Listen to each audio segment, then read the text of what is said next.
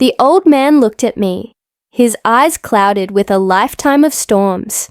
"She was like a porcelain doll," he began, his voice a raspy whisper, "the kind you keep safe on a high shelf." He was talking about his wife, Eleanor, a woman I'd only known through faded photographs. In every picture, she was a wisp of a thing, with a smile as delicate as a spring blossom. He, on the other hand, was a mountain of a man, even in his old age. His hands, though gnarled with arthritis, were still huge, capable of both immense strength and surprising gentleness. They had met just after the war. He was a farmhand. She was the town librarian's daughter. Everyone thought I'd break her. He chuckled, a dry, rattling sound. I thought so too.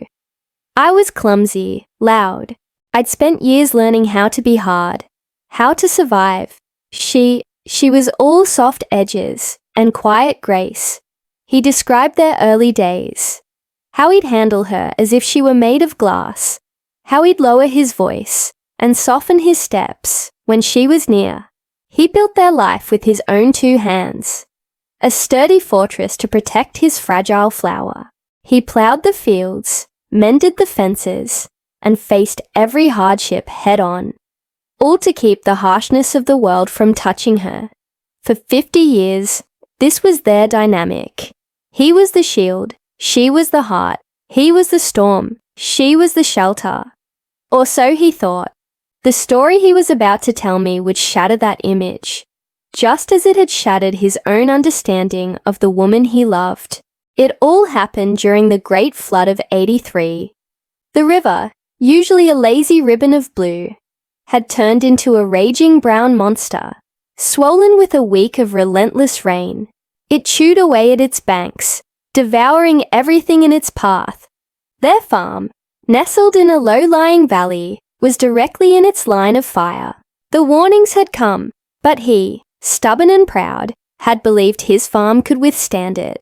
He'd built the levees himself, reinforced the barn, and trusted in the strength of his own hands. "I told her not to worry," he said, his gaze distant. "I told her I had it under control. I was so arrogant." As the water began to creep into the yard, then lick at the steps of the porch, a cold knot of fear tightened in his stomach. It rose faster than anyone had predicted. Soon, it was lapping at the windowsills. He was paralyzed. The sheer, overwhelming force of nature had finally shown him how small he truly was. All his strength, all his planning, it was nothing. He sat there, on the kitchen table, watching the water swallow their life's work. His tools, his crops, his memories, all being washed away. He felt his own resolve crumble. He was the protector, and he had failed. He was ready to give up, to let the river take them. He looked at Eleanor. She was sitting calmly, her feet propped up on a chair, her hands folded in her lap. There was no panic in her eyes, only a strange, assessing clarity. He expected tears. He expected fear. He got neither. "I thought she'd be terrified," he confessed, shaking his head. "I was waiting for her to break, but she just looked at me, her gaze steady, and I saw something I'd never seen before. Not fragility, not fear. It was steel." She leaned over to him, the sound of the churning water all around them. He braced himself for a sob, for a frightened plea. Instead, she whispered in his ear, her voice clear and firm, cutting through the roar of the flood and the clamor of his own despair. She whispered what had to be done. It wasn't a suggestion, it was a plan, a precise, logical, and incredibly brave series of steps. "We're going to take the big oak table," she'd said, "and turn it upside down. It will float. We'll tie the old ropes from the barn to its legs to hold on. Then, we break the attic window, climb out onto the roof, and use the table as a raft to get to the high ground on Miller's Ridge." He just stared at her. It was audacious. It was dangerous. But it was a plan. It was hope.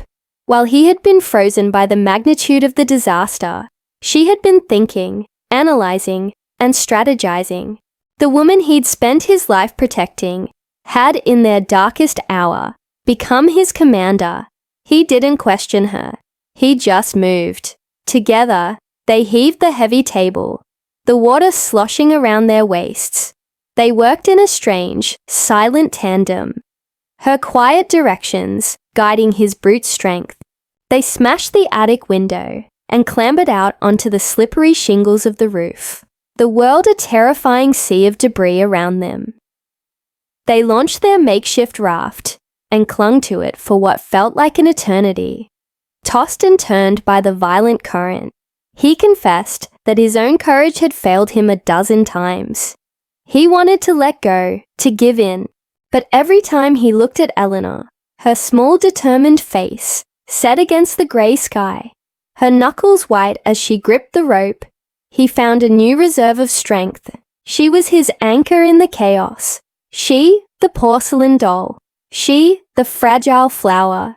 She saved us, he said, his voice thick with emotion. Not my strength, not my stubbornness. Her mind, her spirit. They made it to Miller's Ridge, exhausted and battered, but alive. When the rescue boats finally found them, they were huddled together, wrapped in a sodden blanket. The world saw a big, strong man protecting his frail wife, but he knew the truth. I spent 50 years thinking I was her shield, he said, a tear finally tracing a path down his wrinkled cheek. But that day, I learned she was my sword. I thought she was fragile, something to be protected from the world. But the truth is, she was the strongest person I ever knew, and it took a flood to wash away my own foolish pride and let me see it. He looked at her picture on the mantelpiece, his gaze filled with a love that was deeper and more profound than ever before. He finally understood that true strength isn't always loud and visible. Sometimes, it's a quiet whisper in the middle of a storm, telling you exactly what has to be done. Thank you so much for listening to this story. If it moved you, please consider liking the video and subscribing to the channel for more content like this. We all have stories of quiet strength in our lives, and sharing them is what keeps us connected. Until next time.